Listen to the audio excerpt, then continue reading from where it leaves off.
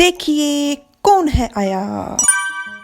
ये है सुअर का बच्चा जिसको इंग्लिश में पिगलेट कहते हैं, पर हम लोग इसे पिगी बुलाएंगे क्योंकि ये हिंदी वाला चैनल है। हम इंग्लिश का इस्तेमाल बिल्कुल नहीं करेंगे।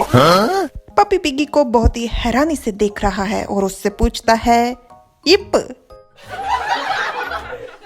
पपी को पिगी में बहुत ज्यादा रुचि है, इसलिए वो उसके पास जाकर सूंघना शुरू कर देता है और उसे बहुत ही अच्छी महक आ रही है उसके मुंह के अंदर से। पिगी बहुत ज्यादा घबरा रहा था। वो समझ चुका था कि पपी की नाक बहुत ज्यादा तेज है और वो पपी की नाक के नीचे स्मगलिंग नहीं कर सकता।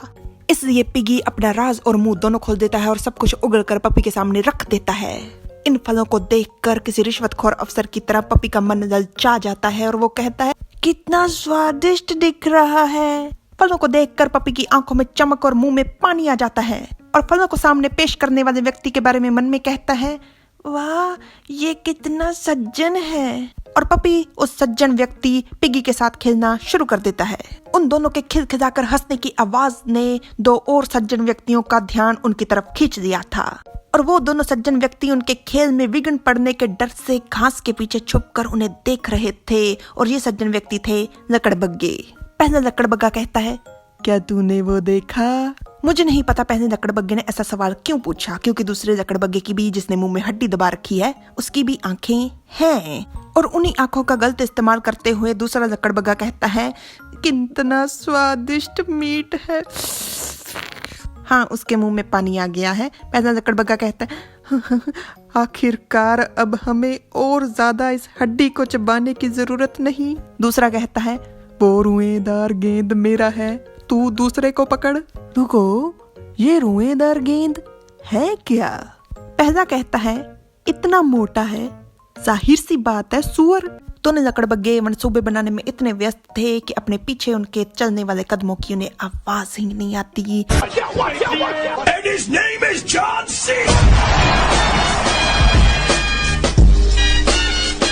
पिगी पपी से ये WWE का मैच जीतने वाला था, पर वो डर जाता है घास के पीछे देखकर एक परछाई, और ये परछाई थी वुल्फ की, जिसे देख पपी बहुत ज्यादा खुश हो जाता है और कहता है बोश बोश।